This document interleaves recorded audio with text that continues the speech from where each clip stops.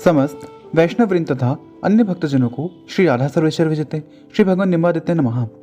कैसे हैं आप लोग? स्वागत है आपका हमारे इस चैनल श्री निम्बार्क रसधारा में। जैसा कि आप लोगों को ज्ञात है कि हम लोग भक्ति रस पर चर्चा कर रहे हैं, जिसके अंतर्गत हमने पूर्व में कई प्रकार की भक्तियों की चर्चा करी है। उसी क्रम में हम आपर भक्ति के अंतर्गत आने वाली नवधा भक्ति की प्रथम क्रम श्री श्रवण भक्ति का श्रवण कर रहे हैं। पूर्व की वीडियो में हमने यह जाना था कि श्रवण भक्ति कितने प्रकार की होती है तथा श्रवण किसे कहा जाता है।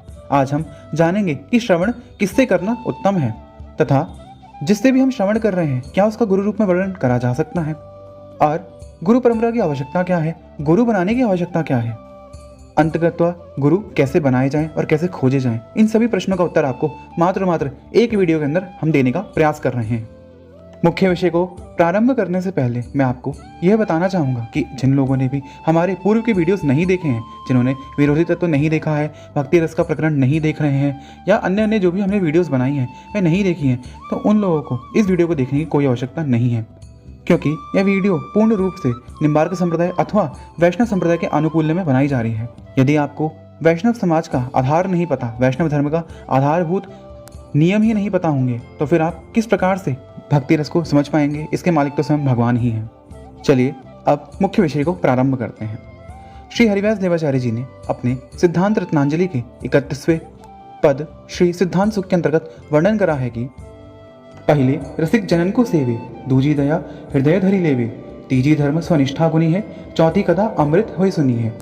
अर्थात सर्वप्रथम हमें रसिक जनों के चरणों में शीश झुकाना चाहिए, उनकी सेवा करनी चाहिए और अपने हृदय के भीतर दया का भाव रखना चाहिए, दीनता का भाव रखना चाहिए। ऐसा नहीं कि आप चौड़ में जा रहे हैं किसी भी गुरु के पास, हैं देखिए हमारे पास तो इतना पैसा है, हम आपको कुछ भी दे सकते हैं, बस आप हमें दीक्षा दे दीजिए। इस प्रकार का यदि आपका व्यवहार रहेगा तो आप जो है अपने इस व्यवहार से केवल किसी ढोंगी पाखंडी गुरु को ही फंसा सकते हैं, किसी शुद्ध रसिक वैष्णव संत को नहीं फंसा सकते।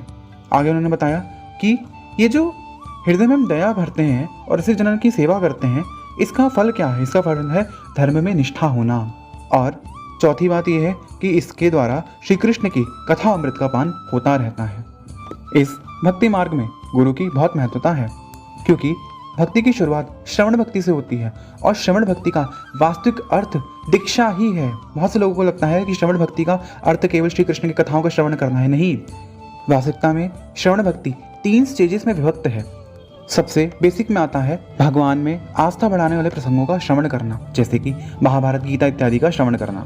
मध्यमा के अंदर आता है आपका प्रेम रूपी भगवान के स्वरूपों का रसास्वादन करना, उनकी लीलाओं को जानना, सब रसों का अर्थात वात्सल्य, साखे, दास्य इत्यादि सभी रसों का रसास्वादन करना और श्री कृष्ण के रसों का पान करके उनकी लीलाओं को जानना। और सबसे उत्तम श्रवण है उपदेश ग्रहण करना, और ये उपदेश ग्रहण करना ही हम आज के समय में दीक्षा के नाम से जानते हैं। इस दीक्षा में क्या क्या होता है? वैष्णवी दीक्षा में 5 संस्कार किए जाते हैं, जिसमें आपको ताप, पुण्ड्र, नाम, मंत्र और याग दिया जाता है। आपको यदि याद हो तो हमने विरोधी तत्व के सत्र के अंदर इन सभी विषयों की चर्चा थोड़ी बहुत की है, किंतु श्रवण भक्ति में हम इनका विस्तार पूर्वक चर्चा करेंगे, जो कि अगली वीडियोस में करा जाएगा। अभी हम यह जानते हैं कि गुरु कैसे खोजे जाएं, क्योंकि सबसे उत्तम श्रवण तो दीक्षा को बताया गया है और दीक्षा तो गुरुदेव ही देंगे। तो गुरु खोजने का तरीका क्या है? अब जो मैं आपको बताऊंगा वह केवल वैष्णवों के लिए उपयोगी है। कोई भी अन्य संप्रदाय का व्यक्ति तथा अन्य देश रूप का भक्त इस रीति से गुरु को नहीं खोज सकता, क्योंकि यह विधि केवल और केवल वैष्णवों के लिए ही उपयोगी है। पूर्व में हम कई बार विरोधी तत्व के सत्र में यह बता चुके हैं कि गुरु खोजने से पहले संप्रदाय चूज करिए। जिसके मन में क्लैरिटी ही नहीं है कि संप्रदाय कैसे चूज करना है, अब वो क्या करे? देखिए, इतना बेवकूफ तो खैर कोई भी नहीं है कि उसको यह ना पता हो कि उसको किस देवता के प्रति भाव आ रहा है, और यदि रियलिटी में किसी देवता के प्रति किसी को भाव आ रहा है और अन्य देव से भी वैसा ही भाव आ रहा है और कोई एक्चुअली में कंफ्यूज है, तो ये कंफ्यूजन नहीं है, ये मोह है। ये मोह है अपनी वासनाओं को तृप्त करने का तथा अपनी इच्छाओं को पूर्ण करने का। क्योंकि वास्तविकता में जिसको प्रेम होता है, जिसको श्रद्धा होती है, वह एक पे ही टिकता है और उस व्यक्ति को भी ये पता होता है कि वो किस एक पे टिका है। इसलिए मेरी बात को अन्यथा मत लीजिएगा, अपने गिरेबान में झांक के देखिए, आपको स्वतः ही पता लग जाएगा कि आप वाकई ही कंफ्यूज हैं देव स्वरूपों को लेके, या आप अपने मोह के चलते स्वयं को जानबूझकर कंफ्यूज कर रहे हैं, क्योंकि आपके मन में अभी भी ये बात बैठी हुई है कि फलाना देवता मेरा ये वाला काम कर देगा, फलाना देवता के पास जाऊंगा तो मेरा वो वाला काम हो जाएगा।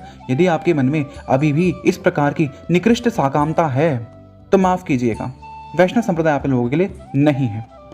वैष्णव संप्रदाय मात्र उन लोगों के लिए है जो भगवान श्रीमन नारायण के अंतर्गत अनन्य शरणागति का भाव रखते हैं, जिनको ये जन्म से पता है या जब से उन्होंने होश थामा है तब से उनको पता है कि एकमात्र श्री कृष्ण अथवा श्री राम, श्री नरसिंह अथवा श्री भगवान विष्णु वही उनके उपास्य हैं, वही इनके इष्ट का स्वरूप है। इसलिए सर्वप्रथम अपने इष्ट के स्वरूप का चयन करिए, क्योंकि आपके इष्ट के स्वरूप का चयन ही आपको यह बात बताएगा कि आपको किन संप्रदायों के अंतर्गत जाने का प्रयास करना चाहिए। मेरी बातें आज कड़वी जरूर लगेंगी, किंतु ये अतिशय सत्य वचन है, क्योंकि मेरा धर्म है कि मैं आप लोगों को सही पता दिखाऊं, ना कि मीठी मीठी बातें करके आपको डायबिटीज का मरीज बना दूं। जब हमें यह पता लग जाए कि हमारे इष्ट स्वरूप कौन से हैं, तब हमें यह खोजबीन करनी चाहिए कि कौन सा संप्रदाय इन इष्ट स्वरूपों की उपासना करता है। यहाँ पे हम श्री कृष्ण भक्ति का ही उदाहरण लेंगे। मान लीजिए श्री कृष्ण के प्रति किसी की आसक्ति हुई और उन्होंने ये देखा कि श्री कृष्ण के कई सारे संप्रदाय विद्यमान हैं, जैसे कि निम्बार्क, गौड़िया, पुष्टि मार्ग, राधा वल्लभ, हरिदासी, शुक और ललित। ये संप्रदायों में श्री कृष्ण की मूल रूप से उपासना होती है। अब व्यक्ति को क्या करना चाहिए? व्यक्तियों को इन सभी संप्रदायों की थोड़ी थोड़ी जानकारी एकत्रित करनी चाहिए कि संप्रदाय की उपासना किस प्रकार से होती है, संप्रदाय में कौन कौन से आचार्य हुए हैं, उन आचार्यों का क्या महात्म्य है, क्या उनका चरित्र है, तथा संप्रदाय की उपासनाओं में कौन कौन से मंत्र दिए जाते हैं, किस मंत्र का पुरुषरण की विधि क्या क्या है, क्योंकि हर संप्रदाय में सेम मंत्र होने के बावजूद भी पुरुषरण की विधि अलग अलग है। और इन सभी चीज़ों के साथ साथ आपको एक कार्य अवश्य करना है, हाथ में संकल्प लेना है कि आज से मैं पूर्ण रूप से भगवान श्री राधा माधव के चरणों में समर्पित हूँ, अथवा श्री रुक्मिणी कृष्ण के चरणों में समर्पित हूँ। हे प्रभु, आप ही मुझे मार्ग दिखाएं, आप ही मुझे मेरे गुरु तक पहुँचाएं। इसलिए इस गुरु प्राप्ति के योग को ग्रहण करने के लिए मैं नित्य प्रति आपका 25,000 नाम जप का संकल्प लेता हूँ। ऐसा करके आपको हरे कृष्ण महामंत्र अथवा श्री युगल महामंत्र का 16 माला जप नित्य प्रति करना ही करना है, और भगवान से प्रार्थना करनी है कि हे देव, आप मुझे शीघ्र मेरे अनुकूल और उचित रूप से गुरु प्रदान करें, जो मेरे लिए उचित हो वो आप करें। ऐसा कहकर सारा नाम जप श्री कृष्ण अर्पणमस्तु कह के भगवान के चरणों में समर्पित कर देना चाहिए। और इसके साथ साथ आप चित्रपट की सेवा भी शुरू कीजिए, क्योंकि आपने किसी संप्रदाय को अभी सेलेक्ट नहीं करा है, इसलिए आप नॉर्मली पंचोपचार से भगवान का पूजन करें तथा भगवान की लीलाओं का श्रवण करते रहें। आजकल तो यूट्यूब पे इतनी अच्छी सुविधा है कि सभी संप्रदाय के आचार्य किसी न किसी रूप में भागवत कथा करते ही रहते हैं। अतः इसी बहाने आपको यह पता लग जाएगा कि किस संप्रदाय की फिलॉसफी कैसी है। और मैं एक और बात बता दूं, गुरु चयन करने से पहले संप्रदाय का चयन होता है, गुरु चयन करने के बाद संप्रदाय का चयन नहीं होता है। बहुत से लोग ऐसे हैं जो ऐसा कहते हैं कि हम तो फलाने गुरु जी के शिष्य हैं, किंतु हमें उनका संप्रदाय जच नहीं रहा है। तो ये व्यक्तिवादी सोच है, व्यक्तिवादी नहीं, आपको संप्रदायवादी बनना है। व्यक्तिवादी बनोगे तो हमेशा गर्त में गिरोगे। इसलिए सर्वप्रथम संप्रदाय में निष्ठा लाओ, उसके बाद गुरु स्वरूप में निष्ठा लाओ, संप्रदाय के साथ संप्रदाय के पूर्वाचार्यों में निष्ठा लाओ। इस रीति के द्वारा यदि आप श्री गुरु का चयन करेंगे तो आपको कभी भी अपने गुरु से डिससेटिस्फैक्शन नहीं होगा। बहुत से लोग ऐसे हैं जो किसी भी अन्य संप्रदायों के गुरुओं को सुनते हैं और वहाँ से जाके जुड़ जाते हैं, और फिर बाद में कहते हैं कि इनके यहाँ तो भोग में तुलसी नहीं डलती है, इनके यहाँ तो राधा जी की प्रधानता है, या इनके यहाँ तो लोग जो है वो घाघरा चोली ओढ़ के नाच रहे हैं। तो ये सब दोष आपको क्या दीक्षा से पहले नहीं दिखा, दीक्षा के बाद ही दिखा? क्या आप लोग इतने छोटे हो गए हैं कि आप लोगों को उंगली पकड़ के हर चीज़ समझानी पड़ती है? अरे आप लोग यदि कहीं पे स्कूल वगैरह में भी एडमिशन लेने जाते हैं तो वहाँ भी स्कूल का पूरा कच्चा चट्टा खोल के रखते हैं। तो यहाँ तो आप अपने जीवन का सबसे बड़ा भाग किसी के चरणों में समर्पित करने वाले हैं। आप लोगों में अभी भी इतनी अकल नहीं है कि कौन से गुरु को चूज करना है, कौन से गुरु को नहीं करना है। यदि इन सब के बावजूद भी आप किसी गलत गुरु को चूज कर रहे हैं तो ये तो आपका दुर्भाग्य ही मैं समझ सकता हूँ। इसलिए गुरु बनाने से पहले 10 बार, या मैं कहूँगा अनंत बार जो है गुरु की परीक्षा लीजिए, और स्वयं भी इस योग्य बनिए कि आप उन गुरु की परीक्षा में उत्तीर्ण हो सकें। संप्रदाय का चयन करें, संप्रदाय के अनुकूल ही गुरु को खोजें। ऐसा नहीं कि आपका संप्रदाय कुछ और कह रहा हो, आपका संप्रदाय कहता हो रसमार की बात है और आपके गुरुजी सिखा दो आपको अद्वैत। ऐसा नहीं होना चाहिए। तो जब नाम जप इत्यादि करेंगे, कुछ स्तोत्रों का पाठ करेंगे, जैसे विष्णु सहस्त्रनाम स्तोत्र है, गोपाल शरणागति स्तोत्र है, गोपाल हृदय स्तोत्र है, गोपाल कवच इत्यादि है, इन सब का आप पाठ बिना दीक्षा के कर सकते हैं। और भगवान के चित्रपट की सेवा करेंगे तो भगवान आपके अंदर मेधा शक्ति की वृद्धि करेंगे। भगवान आपके अंदर इस प्रकार की मेधा डालेंगे कि आप एकदम सही व्यक्ति का चयन कर पाएं। और भगवान ऐसी लीला अवश्य रचेंगे जिसके द्वारा आप अपने गुरु को पहचान सकें और गुरु आपको अपने शिष्य रूप में पहचान सकें। यकीन मानिए, यदि आप ये सब कर रहे हैं तो आपको अपना भाव भी पता लग जाएगा कि आपको किस भाव की उपासना करनी है, तथा आपको आपका संप्रदाय भी क्लियर हो जाएगा। साथ साथ किस गुरु से आपको दीक्षा लेनी है वह भी आपको शीघ्र स्वतः ही पता लग जाएगा। मात्र अच्छी वाणी बोल देने से या अच्छा लेक्चर कर देने से कोई आपको गुरु नहीं बन सकता है। इस चीज़ को गाढ़ मान लीजिए। यह पूरे जन्म जन्मांतर का खेल है। इसलिए भूल से भी किसी पाखंडी व्यक्ति को आप गुरु रूप में चयन करने से बचें, क्योंकि गुरु चाहे कितना ही पाखंडी क्यों ना हो, उसको गुरु रूप में ग्रहण करने के बाद यदि आप उसका त्याग करते हैं तो आपको गुरु त्याग का दोष लगता ही लगता है। अब इन सब क्रियाओं को करने के बाद आपको भगवान कुछ ना कुछ संकेत अवश्य देंगे कि आपको किस संप्रदाय के अंतर्गत जाना है, क्योंकि आपका संप्रदाय आपके भाव के अनुकूल होना चाहिए। यदि मान लीजिए आप सखी भाव की उपासना करना चाहते हैं तो सखी भाव के अंतर्गत भी कई प्रकार के डिविजन्स हैं। कुछ सखी भाव के समप्रेष्ठा भाव वाले हैं, कुछ कृष्ण प्रेष्ठा भाव वाले हैं, कुछ दास्य भाव की प्रधानता रखते हैं, कुछ राधा प्रेष्ठा भाव वाले हैं। तो ये सब चीज़ें समझने के बाद जो है आप अपने गुरु चयन को और सरलता से आगे बढ़ा सकते हैं। क्योंकि मान लीजिए कि हमारे युगल में बराबर की शरणागति है, हमारा भाव संप्रेष्ठा है, हम ना श्री राधा जी को बड़ा समझते हैं और ना ही श्री कृष्ण को, दोनों को बिल्कुल बराबर समझते हैं। तो ऐसे भाव वाले व्यक्ति मात्र निम्बार्क संप्रदाय में ही आपको देखने को मिलेंगे और श्री निम्बार्क संप्रदाय में ही ऐसे व्यक्तियों को शरणागति लेनी चाहिए। मान लीजिए आपने निम्बार्क संप्रदाय को चूज़ कर लिया। मैं यहाँ पे एग्जांपल दे रहा हूँ, आप कोई भी संप्रदाय चूज़ कर सकते हैं, क्योंकि मैं निम्बार्क हूँ तो मैं तो अपनी संप्रदाय का एग्जांपल दूंगा ना। ठीक है, तो मान लीजिए आपने निम्बार्क संप्रदाय चूज़ कर लिया। अब आप क्या करेंगे, अब आप निम्बार्क संप्रदाय के जितने भी आचार्य हुए हैं, जो मुख्य आचार्य हैं, जैसे कि श्री नारद भगवान हैं, श्री हंस भगवान हैं, श्री सनत कुमार देव हैं, फिर निम्बार्काचार्य जी हैं, फिर श्रीनिवासाचार्य जी हैं, फिर केशव कश्मीरी भट्टाचार्य जी हैं, पुरुषोत्तमाचार्य जी हैं और श्री भट्ट देवाचार्य हैं, श्री हरिवास देवाचार्य हैं। इन सब आचार्यों के प्रति आप शरणागति का भाव रखें। निम्बार्क भगवान के अब आप स्तोत्रों का पाठ करेंगे। श्री औदुम्बराचार्य जी ने निम्बार्क भगवान के अष्टकम की रचना करी है। उस अष्टकम का पाठ आपको नित्य प्रति करना चाहिए और निम्बार्क भगवान के पूजन इस अष्टकम से करना चाहिए। फिर इन सब अष्टकों का पाठ करने की वजह से निम्बार्क भगवान स्वतः ही आपके जीवन में अप्रकट रूप से गुरु रूप में प्रकट होंगे और वही आपको गाइड करेंगे कि आपको उनके संप्रदाय के किस आचार्य से दीक्षा लेनी चाहिए। यकीन मानिए, ये जितने भी हमारे परमाचार्य रहते हैं, जो प्रथमाचार्य होते हैं या संस्थापक आचार्य रहते हैं, वे अवश्य ही सहायता करते हैं। आप इनका पूजन गुरु भाव से करिए। अभी जब आपने संप्रदाय सेलेक्ट कर लिया है तो उसके बाद आपको निम्बार्क भगवान को संकल्प लेके, हाथ में संकल्प लेके, जल इत्यादि लेके, अपना नाम गोत्र इत्यादि का उच्चारण करते हुए ये बोलना है कि मैं निम्बार्क भगवान को आज से गुरु रूप में स्वीकार करता हूँ और आज से निम्बार्क भगवान का गुरु रूप में पूजन करूँगा। फिर जो आप नाम जप इत्यादि करते आ रहे हैं उसके साथ साथ आपको निम्बार्क भगवान का पूजन भी करना है। फिर निम्बार्क भगवान की कृपा से उनके संप्रदाय में जो भी योग्य जन आपके लिए उचित होंगे वे अवश्य ही आपके जीवन में प्रकट होंगे।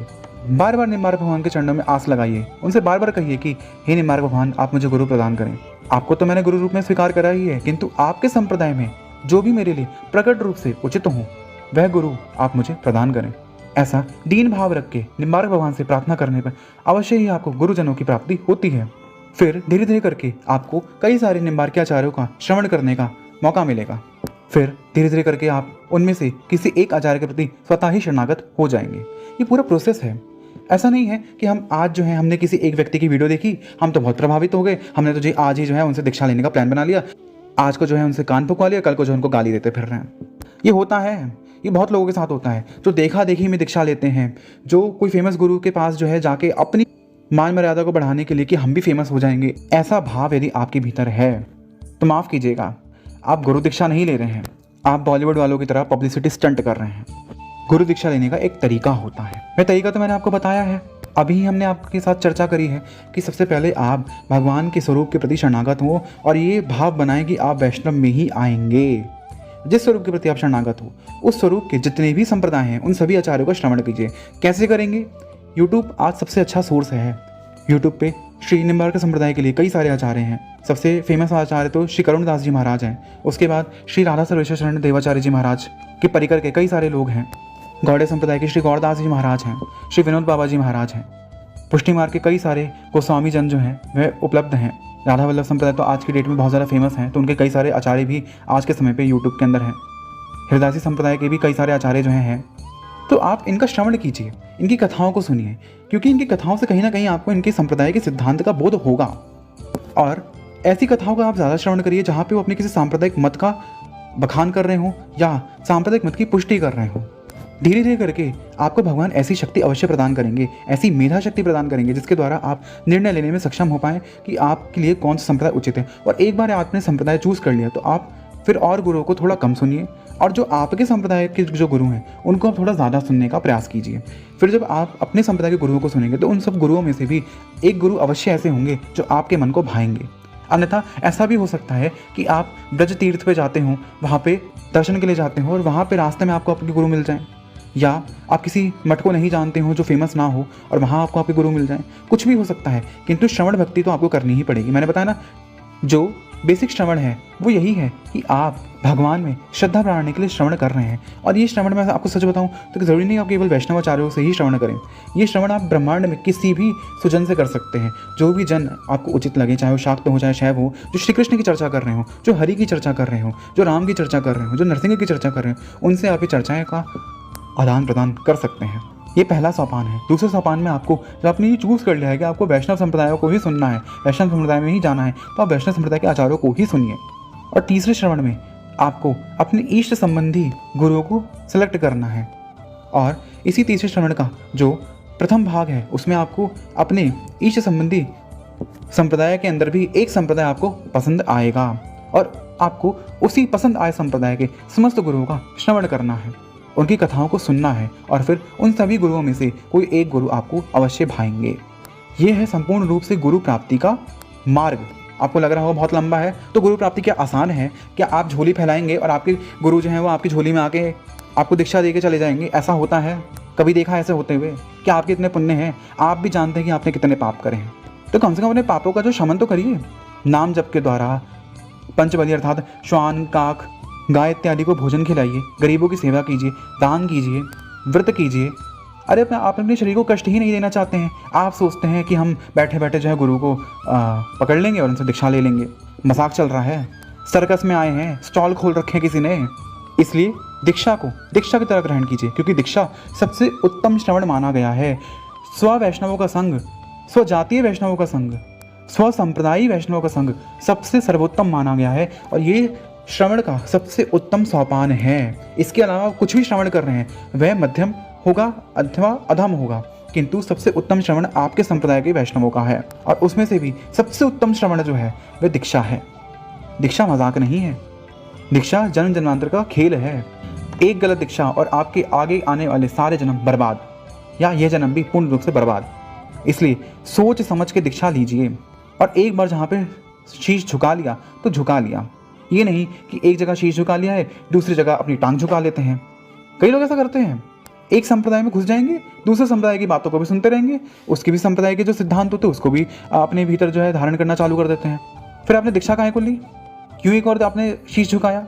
मजाक चल रहा है क्या? नहीं, सच में आज की जनरेशन ने जो है दीक्षा का मजाक बना के रखा हुआ है। आशा करता हूँ कि मेरे व्यूअर्स जो होंगे वो दीक्षा का मजाक नहीं बनाएंगे, दीक्षा का सम्मान करेंगे। इसलिए आज के लिए इतना ही। अगली वीडियो हम जानेंगे कि परंपरागत गुरुओं को चयन करने से हमारे जीवन में क्या प्रभाव पड़ता है और परंपराओं का महत्व क्या है, संप्रदाय क्यों जरूरी है। तब तक के लिए सभी भक्तजनों को श्री राधा सर्वेश्वर विजय श्री भगवान निम्बादित्य नमः।